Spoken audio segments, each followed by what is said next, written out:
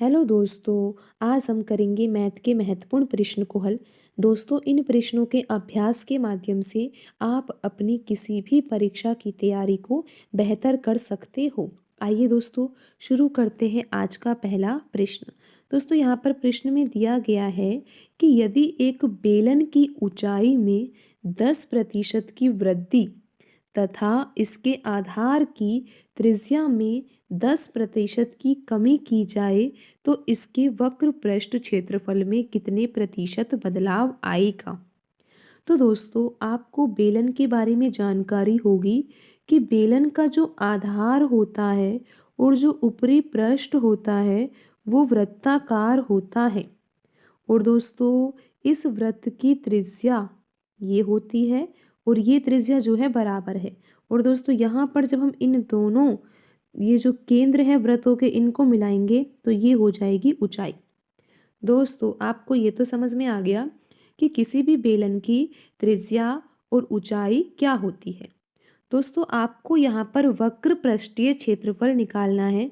तो आपको वक्र पृष्ठीय क्षेत्रफल का सूत्र तो पता ही होगा दोस्तों कि बेलन के वक्र पृष्ठीय क्षेत्रफल का सूत्र क्या होता है। दोस्तों, सूत्र होता है 2πr/h। दोस्तों, ये सूत्र होता है वक्र पृष्ठीय। तो दोस्तों, अगर आपसे कहा जाए, दोस्तों इस प्रश्न को हम हल अभी करेंगे, लेकिन आपको ये तो समझ में आना चाहिए कि वक्र पृष्ठीय क्षेत्रफल निकालते कैसे हैं। दोस्तों, अगर आपको r बराबर दिया जाए 2 और h बराबर दिया जाए 5 सेमी। दोस्तों, r यहाँ पर त्रिज्या है, h यानी कि ऊंचाई। तो दोस्तों, आप वक्र पृष्ठीय क्षेत्रफल कैसे निकालोगे। दोस्तों, आपको पता है वक्र पृष्ठीय क्षेत्रफल का सूत्र होता है 2πr/h। तो आपको लिखना होगा 2।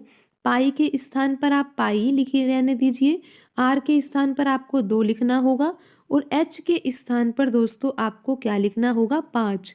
और दोस्तों, आपका आंसर आ जाएगा 2 दूनी 4 और 4 पंच 20। दोस्तों, आपका आंसर आ जाएगा 20 पाई।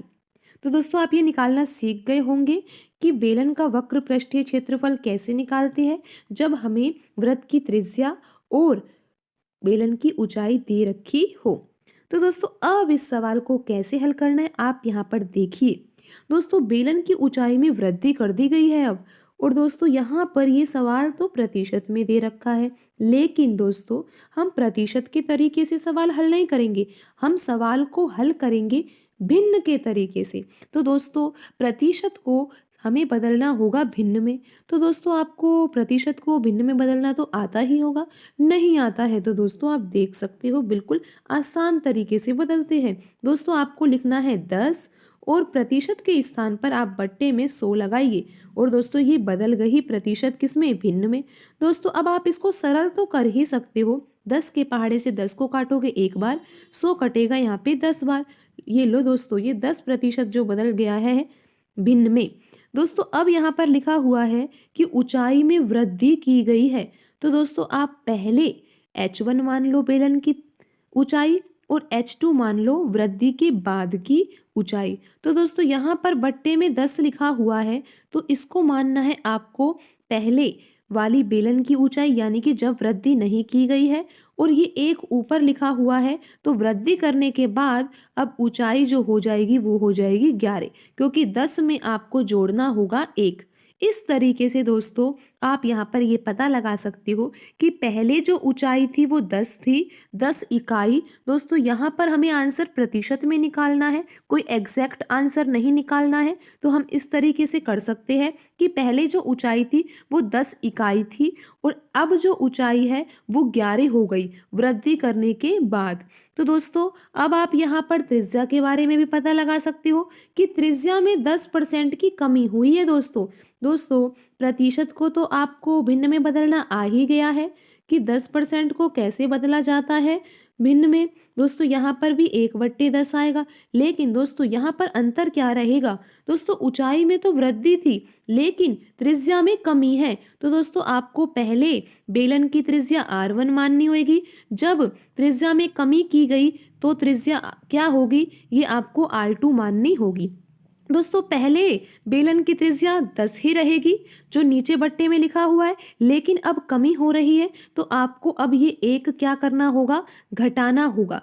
इस तरह से दोस्तों आपको लिखना है। दोस्तों आपने ध्यान दिया होगा कि जब हमने ऊंचाई लिखी थी और उसमें 10% की वृद्धि थी, तो हमने 10 और उसमें ये एक जोड़ा था, तो हमारा 11 ऊंचाई आई थी। और त्रिज्या में कमी की गई है, तो त्रिज्या पहले 10 थी और अब त्रिज्या क्या हो गई, घट के 9।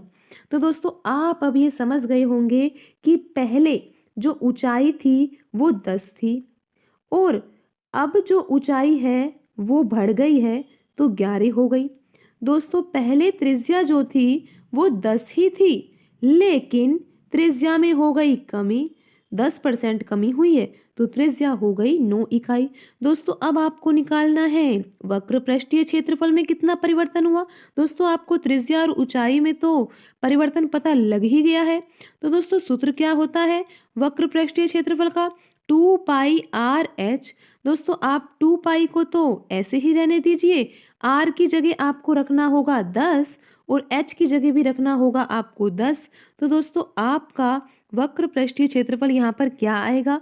दोस्तों 10 का गुणा आप 10 से करोगे तो कितना हो जाएगा, 100 हो जाएगा। और 100 का गुणा 2 से करोगे तो यहाँ पर हो जाएगा 200 पाई। दोस्तों पाई को हल करने की जरूरत नहीं है, पाई को आप पाई ही रहने दीजिए। दोस्तों अब वक्र पृष्ठ क्षेत्रफल क्या होगा, जब हम बेलन की ऊंचाई और त्रिज्या में परिवर्तन करते हैं तो यहाँ पर 2π ही रहेगा, r की जगह अब 9 लिखना होगा और आपको यहाँ पर ऊंचाई की जगह लिखना होगा 11। दोस्तों जब आप इनको हल करोगे कि 11 का गुणा 9 से करोगे 99 आएगा और 99 का गुणा 2 से करोगे तो यहाँ पर आएगा 198 और पाई को पाई ही रहने दीजिए।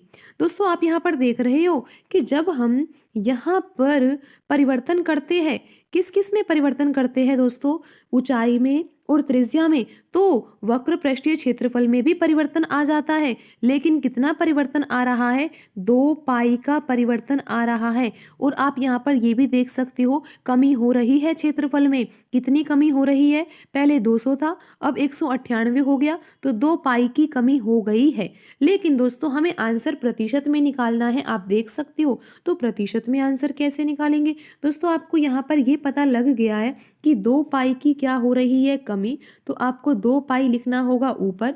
और दोस्तों पहले वाला वक्र पृष्ठीय क्षेत्रफल कितना था, 200 था, 200 पाई को आपको लिखना होगा बट्टे में और मल्टीप्लाई करना होगा 100 से। 100 से मल्टीप्लाई इसलिए किया जा रहा है क्योंकि आंसर निकालना है प्रतिशत में। तो दोस्तों बस अब आप इसको हल कर दीजिए और आपका आंसर आ जाएगा। दोस्तों आपको यहाँ पे पता लग ही गया है कि 2π का अंतर था और जो प्रारंभिक वक्र पृष्ठीय क्षेत्रफल था वो था 200π और मल्टीप्लाई 100 से इसीलिए किया जा रहा है क्योंकि आंसर निकालना है प्रतिशत में। दोस्तों आप यहाँ पर ये ध्यान रखिए कि जो प्रतिशत में आंसर निकलेगा वो कमी का आएगा, क्योंकि दोस्तों पहले था 200π वक्र पृष्ठीय क्षेत्रफल और अब हो गया है 198 पाई।